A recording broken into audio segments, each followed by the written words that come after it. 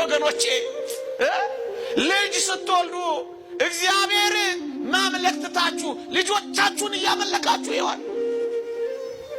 ልጆች የእግዚአብሔርን ስጦታ በራሱ በእግዚአብሔር ትቀይሩትና እግዚአብሔርን በልጆቻችሁ ታስቀኑት ይሆን? የሆነ ነገር ያገኙ? አብርሃም እንደሱ አይደለም። የጋድ የሮቤል የምናሴ ነገድ እኩሌታ ከነዓን ተዘጋጅቶላቸው ለም መሬት ሲያገኙ ለከብቶቻቸው እዛው ቀሩላችሁ። ጠላት መጥቶ ያጠፋቸው የመጀመሪያ እነዚህን ሁለት ነገድ እኩሌታ ነበር ይላል መጽሐፋችን። እባካችሁ ስትባረኩ አትጥፉ። ልጅ ሲሰጣችሁ አትጥፉ። ትዳር ሲሰጣችሁ አትጥፉ። ሀብት ሲሰጣችሁ አትጥፉ። ስራ ሲሰጣችሁ አትጥፉ። ስትጠግቡ አትጥፉ። መጥገብ መሰበር ይሆናል። ሁለት ሶስተኛ ጨርሻለሁ። የአብርሃምን አስደናቂ መቀመጫ ቦታ ላስታውሳችሁ። አብርሃም ድንኳኑ በችግር ተይዛ በነበረበት ጊዜ ወገኖቼ በጣም የሚደንቃችሁ ከድንኳኑ እየወጣ በመምሪያ አድባር ዛፍ ስር ይቀመጥ ነበር ይላል። ሁል ጊዜ ዛፏ ስር እየተቀመጠ ደሃ ያስስ ነበር ይላል። ወገኖቼ ከእናንተ ድንኳን በላይ አሁን የምትተክሏት ድንኳን ስር ነው። ከእናንተ ውብ ቤት በላይ አሁን ያለችው መቅደስ ውብና። ውጡ ከድንኳናችሁ፣ ውጡ ከታሰራችሁበት ልጆቻችሁ ውጡ። አብርሃም ከድንኳኑ እየወጣ በመምሪያ አድባር ዛፍ ስር እየተቀመጠ እግዚአብሔርን ያሰላስ። አንድ ግብፃዊ ሊቅ ሲተረጉም ምን ይላል? ዛፉ ስር መቀመጡ ይላል በተዘክሮተ እግዚአብሔር መስቀሉን እያየ መኖሩ ነው። ቁስሎቹን እያየ መኖሩ ነው። ሕማሙን ማስታወሱ ነው። ወገኖቼ ከቤታችሁ ወጣ እያላችሁ ወደ መቅደስ ገስግሱ ባካችሁ። ዘውትር እግዚአብሔርን በመፍራት ኑሩ። ልዑልን የሚያሰላስል አእምሮ ይኑራችሁ። ከባቢ አየራችሁ በሚያመጣው የዘረኝነት ወሬ አእምሮአችሁን አትሙሉት። ክፉ ድምፅ አትስሙበት። ዘውትር መስቀሉን በልባችሁ ትቀኑ። በህሊናችሁ ተመሰጡ። ቁስሎቹን አስቡ። ወገኖቼ ማንም ሆኑ ማን ዘውትር እግዚአብሔርን በፊታችሁ አድርጉት ይላል አባጦስ። እግዚአብሔርን ነው የሚያስቀድመው። መቀመጫው ቁስሎች መስቀሉ ነው። ወጣቶች ይሄን ካሰባችሁ ታሸንፋላችሁ። ሶስተኛ አራተኛና የሚደንቅ ነገር ልንገራችሁ። እንዲህ ባለ ጉድለት ውስጥ ልጅ የላቸው፣ እርጅና ተጭኗቸዋል። አብርሃም 99 ሚስቱ 90 ዓመት ሆኗታል። እግዚአብሔር ቃል ኪዳን ገብቶላቸዋል። እየሰማችሁኝ ነው? ምን ብሎ የሰማይ ከዋክብትን ትቆጥራቸው እንደሆነ ቁጠራቸው፣ የምድርን አሸዋ ትቆጥራቸው እንደሆነ ሞክራቸው፣ ዘርህን እንደዚህ አበዛዋለሁ ብሎ ነበረ። ግንስ እግዚአብሔር ልጅ ሳይሰጣቸው 99 ዓመት ሆናቸው። እንዴት ይደንቃል! ግን ያመልኩታል። ይቅርብ፣ ምንም ነገር ይቅርብህ። እግዚአብሔር ብቻ ይኑርህ። እሱ መጥቶ የሚሰጥ ስጦታ ከእግዚአብሔር የሚለይ ከሆነ ግድ የለም፣ እግዚአብሔር ያዘግየው። ምዕመናን ግን በጣም ይደንቃችሁ። እኔ እዚህ ጋር የሚመስጠኝ ምን እንደሆነ ታውቃላችሁ? እሱ አገልግሎቱን አላቋረጠም። ሚስቱም አልነዘነዘችውም። በጣም ነው ቢደንቃችሁ።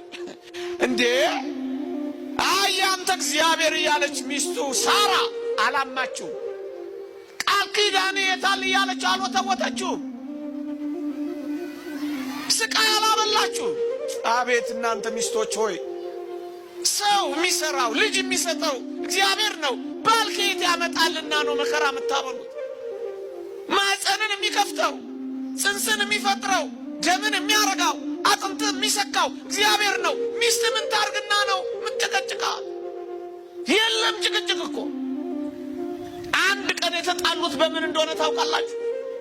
እሱም ሳራ የተቆጣችው በምን እንደሆነ ታውቃላችሁ? አጋር ከአብርሃም ወለድኩ አለችና ሳራ ናቀቻት። ያን ጊዜ ነው ያስቆጣቻት። ያን ጊዜ ነው ሳራ የተቆጣችው። ምን ታንከራትተኛለህ ጆጆ ሽማግሌ ያለችው መሰላችሁ? ወይ ልጅ አትሰጠኝ ወይ ሀብት የለ ያለችው መሰላችሁ? የታለ ቃል ኪዳን ብላ የሞገተችው መሰላችሁ? ደሞ ድሃ እየሰበሰበልኝ ይመጣል አፍርም እንዴ አላለችው? ራሷ ታገለግላለች ድንኳኗ። ሚስቶች ሆይ አገልግሉ ባካችሁ። እናቶች ሆይ ጎረቤቶቻችሁን አገልግሉ። እስኪ ተረዳዱ። ተስፋ የሚቆርጡ ወጣቶችን ተስፋ ብትሰጡ ኖሮ እንዲህ አይነት ደስ የማይሉ ዜናዎችን አንሰማም ነበር። መፍትሄው እጃችን ላይ፣ ችግሩ አፍንጫችን ስር ነው። መስራት ግን አልቻልንም። የተራቡ ካሉ ሰብሰብ በሉና አውሉ። ሶስቴ የምትበሉ አንድ ቀንሱና ጉርሱ። ኑሮ ማለት ክርስትና ማለት እኮ እንደዚህ ነው። ይኸው አንድ ኮንዶሚኒየም ውስጥ ተሳሰቡ እንጂ ኦርቶዶክሳውያን። የጠዋት ለማኝ እንኳን ለማታ ድሃ ለማኝ እንዲሰጥ እኮ ታዟል። ጾም የምትጾሙት እኮ አጠራቅማችሁ እንድትበሉ አይደለም፣ እንድትመጸውቱት እኮ ነው። ምእመናን ድንኳኗን ታገለግላለች። ቤታችሁ ታገለግላለች ወይስ ትፈነጥዛለች? እናንተ ፊልም ነው የሚታይባት ወይስ ዕጣን ነው የሚያርግባት? ጸሎት ነው የሚደረግባት ወይስ ደስ የማይሉ እርቃን የወጡ ዳንሶች ነው የሚሞሉባት? ደጋግ የቅዱሳን ስዕላት ነው ያሉባት ወይስ በእናንተ ፎቶና ጌጥ ያማረች ናት? ደግሞ ሄዳችሁ ገንጥሉት ማለት አይደለም። ሳራም ታገለግላለች። እናንተ እኔ አንድ የሚደንቅ ነገር ልንገራችሁና ላብቃ። 20 ደቂቃ ብዬ 20 ቀን ላረገው ነው መሰለኝ። እየሰማችሁኝ ነው?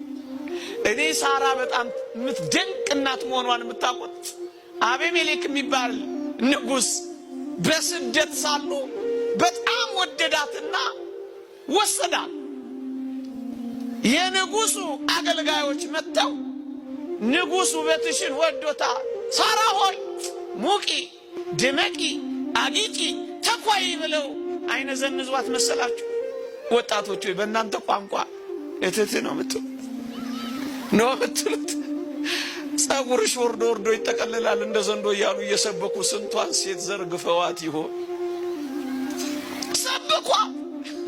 ንጉሥ ቤት ሊያስገቧት እኮ ነው። አቤት ምን አይነት ደንቅ ሴት ናት!